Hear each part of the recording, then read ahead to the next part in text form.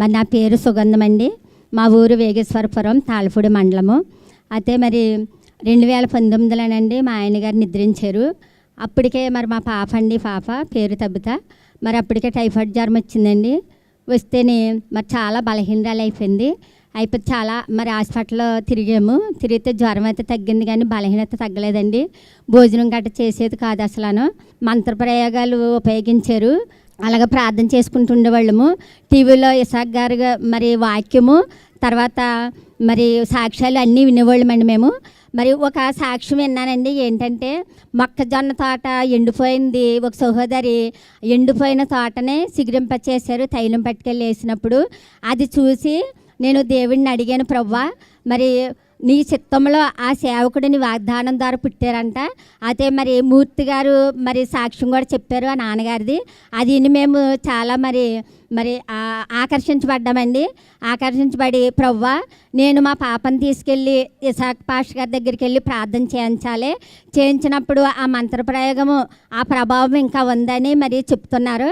ఆ ప్రభావం ఏది కూడా లేకుండా సాయం చేయ ప్రభా. మరి మేము వెళ్తున్నాము, నువ్వు సహాయం దయచేయి. అయితే నేను ఒక సూచన అడుగుతున్నాను మిమ్మల్ని. ఆ సూచన మీరు సఫలపడితే ఆ సేవకుడు మీరు నిజంగా పంపించండి సేవకుడని మేము నమ్మి నేను వెళ్తాను ప్రభా అని దేవుడిని అడిగానండి.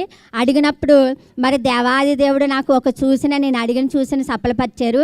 సఫలపరిచినప్పుడు ఇసాక్ పాస్టర్ గారు నాకు కల్లోకి వచ్చి మరి వాక్యం చెప్పారండి నాకు. మరి నా దగ్గరకు వచ్చి నాకు వాక్యం చెప్పి నన్ను ఎంతగానో బలపరిచారు.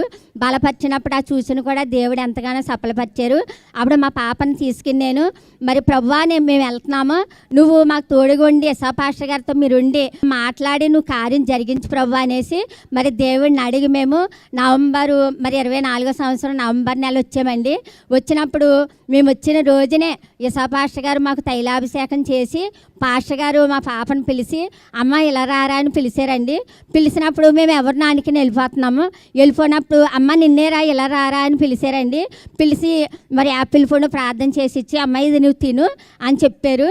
చెప్పినప్పుడు మేము చాలా సంతోషించాం. ప్రభా నీకు వందనాలు, దైవ సేవకుల ద్వారా మీరు ఉండి మాతో మాట్లాడి నువ్వు గొప్ప కార్యం చేసావు ప్రభా అని మరి మేము ఎంతో దేవుడిని స్తుతించి ఆనందించాము. ఆ యాపిల్ పండు తిందండి. తిన్న తర్వాత మా బిడ్డలో ఉన్న బలహీనత ఆ మంత్రశక్తులు అన్నీ కూడా దేవుడు ఎంతగానో స్వస్థపరిచారు. ఆ తర్వాత నుంచి కూడా దేవుడు ఎంతగానో మరి భోజనం చేయడానికి సహాయం చేశారు. ఎంతో బలహీనరాలైపోయి లాగేసి నన్ను ఎంతో ఒళ్ళుగా ఉండేది. అలాంటి అమ్మాయి మరి ఇలాగా దేవుడు ఎంతో గొప్ప కార్యం చేసి దైవ సేవకులు ఇచ్చిన యాపిల్ పొడి ద్వారా మరి తైను ఒంటి నిండా రాసి ప్రార్థన చేసుకుంటూ ఉండేవాళ్ళము. దేవుడు ఎంతగా గొప్ప మరి ఆరోగ్యము నా బిడ్డకి ఇచ్చాడండి. ఆయనకి దేవుడి నామానికి వందనాలు చెల్లించుకుంటున్నాను. మరి సాక్ష్యము దేవుడు దీవించిన గాక. ఆమేన్.